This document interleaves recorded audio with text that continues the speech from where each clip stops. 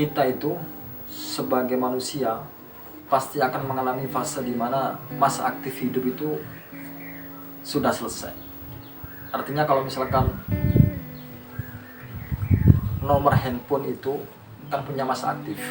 Kalau misalkan tidak diisi pulsa, masa aktifnya akan tidak berlaku. Begitu pula dengan manusia. Manusia itu punya masa aktif. Dan perbedaannya adalah masa aktif nomor HP itu bisa diperpanjang. Tapi masa aktif hidup manusia di dunia itu tidak bisa diperpanjang. Artinya kalau misalkan Allah sudah jatah ia hidup sampai umur 60 tahun, ya sampai umur 60 tahun, tidak bisa lebih dan tidak bisa berkurang. Lalu pertanyaannya adalah ketika masa aktif ini sudah habis, lalu bekal apa yang sudah kita persiapkan untuk menuju kehidupan berikutnya? Bukankah kita sudah mengalami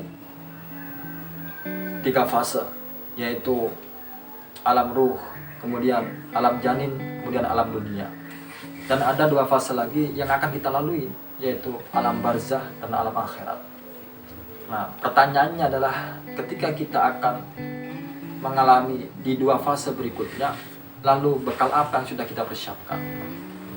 Rasulullah itu kan bersabda, "Ishmasyita fa innaka mayitun." Hiduplah kalian sesukamu, tapi ingat kalian itu pasti akan mati.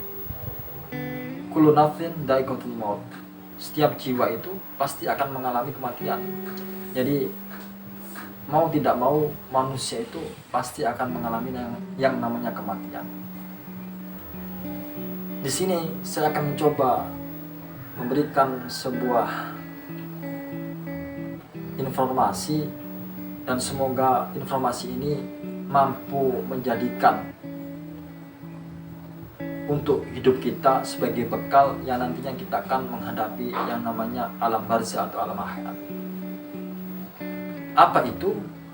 Rasulullah itu bersabda, "Iqra'ul Qur'an fa innahu ya'ti yaumal qiyamati syafi'an li ashabihi." Hadis ini itu diriwayatkan oleh Imam Muslim. Bacalah Al-Qur'an, Iqra'ul Qur'an. Iqra' ini kan fi'il amar, menunjukkan arti perintah. Jadi Nabi Muhammad itu memerintahkan kepada umatnya untuk membaca Al-Quran.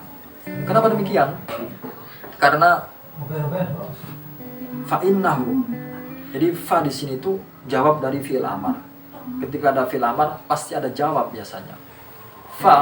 Fa'innahu, maka sesungguhnya Al-Quran itu akan datang yaumal qiyamati, pada hari kiamat. Al-Quran ini akan datang pada hari kiamat sebagai apa? Sebagai syafi'an, pemberi syafaat.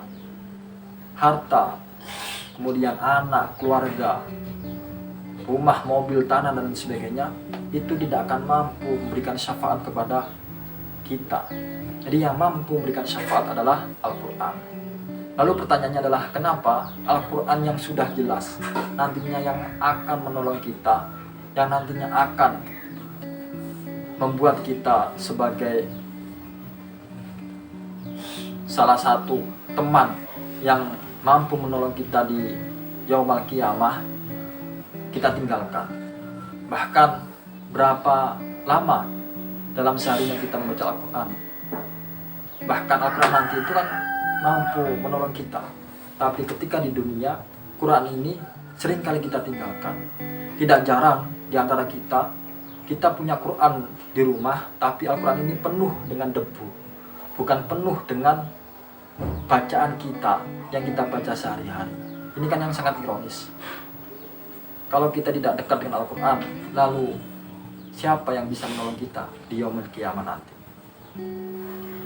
Kemudian kalau misalkan ada sebuah pertanyaan, lalu bagaimana kalau misalkan saya tidak bisa membaca Al-Quran? Saya ini sudah belajar, tapi saya ini